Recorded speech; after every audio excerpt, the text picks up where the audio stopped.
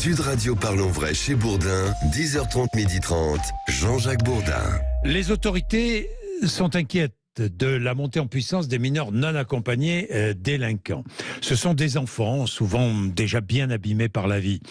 Démantèlement d'un réseau qui les exploitait à Paris. Le Parisien aujourd'hui en France révèle les confidences de 5 jeunes Marocains délinquants arrêtés dans la capitale. Félix Mathieu. Oui, les policiers sont parvenus à les mettre en confiance pour recueillir leur histoire. Des jeunes Marocains de 11 à 14 ans tombés dans les mains d'un réseau d'adultes algériens. Réseau démantelé depuis, indique le Parisien aujourd'hui en France. Tous sont arrivés en France par des enclaves espagnoles à la nage ou en forçant des barbelés. L'un s'est ensuite caché près du moteur d'un poids lourd pour finir le trajet vers Paris. L'autre a poursuivi son périple caché dans une caisse à outils puis dans la soute d'un autocar. Il croyait à une vie meilleure en France, au lieu de quoi, à leur arrivée dans la capitale fin 2021, des adultes algériens les prennent en charge, les droguent en détournant des médicaments parfois administrés à des doses potentiellement létales par plaquettes entières. Une fois ces enfants dépendants, on leur fait payer leur dose en échange de téléphones portables volés à la tire dans les rues de la capitale. Drogués chimiquement, ils sont désinhibés, deviennent agressifs, n'ont plus peur de la police, ne sentent plus les coups en cas de bagarre. Des mineurs non accompagnés qui dorment dehors, à la rue, parfois dans des squats. Mais lorsqu'ils téléphonent à leur famille au Maroc, ils préfèrent mentir et prétendre que tout va bien. Antoine Savigna, bonjour. Bonjour Jean. Merci d'être avec nous. Vous étiez député LR de 2018 à 2022 du Val d'Oise et surtout, enfin pas surtout, mais aussi co-auteur dans le cadre de votre mandat, d'un rapport parlementaire sur les problématiques de sécurité associées à la présence sur le territoire de mineurs non accompagnés. Qu'avez-vous découvert en travaillant sur ce sujet, Antoine Savigna ? Je pense que la première des découvertes, c'est qu'il s'agit, comme cela est d'ailleurs bien dit dans l'article ce matin, de mineurs polytraumatisés. Oui. Qui sont tenus par des réseaux, qui effectivement les font revenir vers eux en leur administrant les doses de Rivotril. C'est des enfants malades, c'est des enfants perdus, c'est des enfants battus, victimes de violences, et c'est des enfants pour lesquels on ne peut pas faire grand-chose parce qu'aujourd'hui, les services et l'ensemble des services qui interviennent, que ce soit en assistance éducative, les services de police ou les services de la justice, des départements, vous disent mais on n'arrive pas à les tenir, on n'arrive pas à avoir cette relation de confiance que le journaliste dit avoir pu établir avec 5 d'entre eux, et que les services sont même parfois réticents à leur corps défendant, mais à prendre en charge. Parce qu'aujourd'hui, un mineur qu'une association d'assistance éducative va chercher chez un juge ou chez un commissariat, l'éducateur le met dans la voiture et le mineur descend au premier feu rouge ou prend la fuite après le premier même dîner frappe l'éducateur du centre où il a été placé, parce qu'il est dépendant de ce réseau, parce que ce réseau le menace, parce qu'il est dépendant aussi de ces substances toxiques qui leur sont administrées, et que le mineur n'a pas confiance finalement dans le système.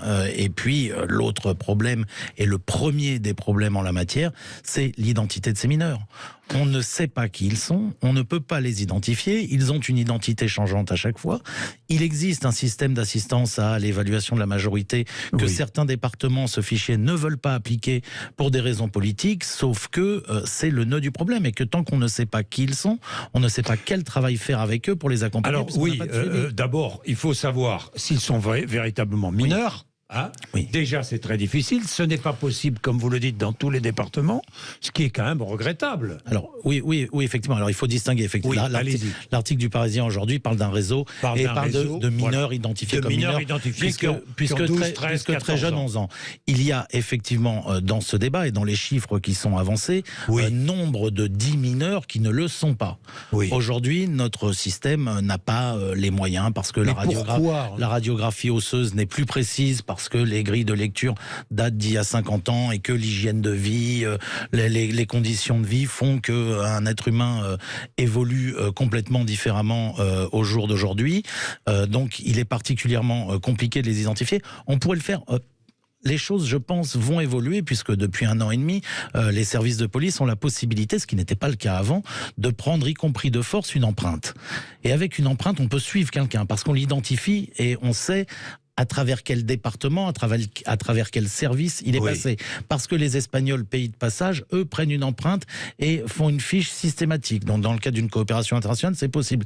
Parce qu'au Maroc, si vous voulez une pièce d'identité, il faut que vous donniez votre empreinte. Donc s'ils ont une pièce d'identité, on pourra effectivement discuter et collaborer avec le Maroc. Et c'est la seule... Et connaître leur âge. Et connaître évidemment leur âge avec certitude. L'origine et leur âge. Et que la seule façon, encore une fois, de les aider, et de les suivre, c'est de pouvoir les suivre en sachant qui ils sont. Tant qu'on ne sait pas qui ils sont, on ne peut rien faire.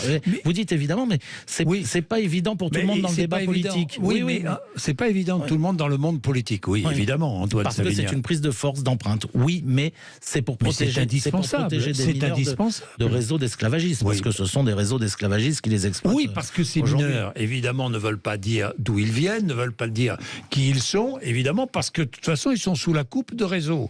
Donc, ils ont besoin de la drogue, donc ils ont besoin de voler pour se payer la drogue, enfin bon, etc., etc. L'engrenage est connu. Ils veulent pas non plus retourner dans leur pays parce que ce serait un constat d'échec, parce que pour nombre d'entre eux, ils viennent en France pour apporter de l'argent à la famille, parce que la sœur va se marier, parce que le frère veut acheter un taxi, et donc ils viennent dans l'illusion de gagner de l'argent, parce qu'ils n'en gagnent pas, on les paye en Révotril et en les traitant extrêmement mal au quotidien, mais revenir au pays ou se faire renvoyer dans leur pays d'origine serait un constat d'échec vis-à-vis de la famille. Donc il y a aussi un travail. Il y en a qui rentrent, certains rentrent. A priori, il y en a effectivement qui rentrent au pays, mais c'est extrêmement rare parce que ça coûte extrêmement cher. Le ministère de la Justice a signé un accord de coopération avec le Maroc. J'ai vu moi-même, j'y suis allé. Le Maroc a, pour récupérer ces mineurs totalement déconstruits, réalisé et mis en place un certain nombre de structures avec des formations qualifiantes. Je ne sais pas si le Maroc a une politique de développement et de construction de bon nombre de théâtres, et ces jeunes qui reviennent, ils les forment au métier de régisseur, au métier d'éclairagiste, au métier. Donc il y a un travail fait par le Maroc sur le sujet. On avait deux obstacles. Le premier, c'est qu'on ne savait pas qui ils étaient tant qu'on ne pouvait pas prendre d'empreinte. Donc cet obstacle est levé maintenant.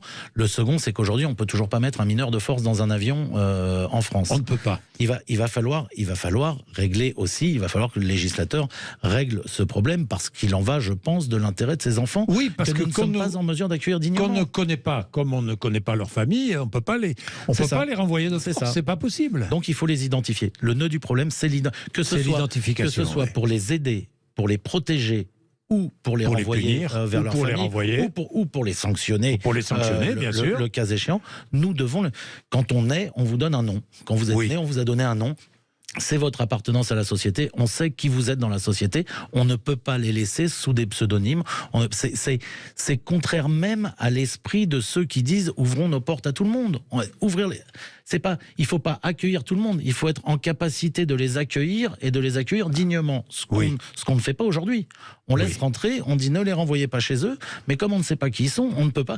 La Convention internationale des droits de l'enfant dit que la priorité du droit pénal pour les mineurs, c'est de les protéger et de les éduquer. Mais si on ne sait pas qui ils sont, on ne les protège pas et on ne les éduque pas. Donc finalement, on laisse rentrer, on met un voile, on n'a rien vu, on ne sait pas, voilà, ils sont là, on a bonne conscience parce qu'on les a laissés rentrer, et on n'en fait rien parce qu'on ne peut rien en faire, parce qu'on ne sait pas qui ils sont.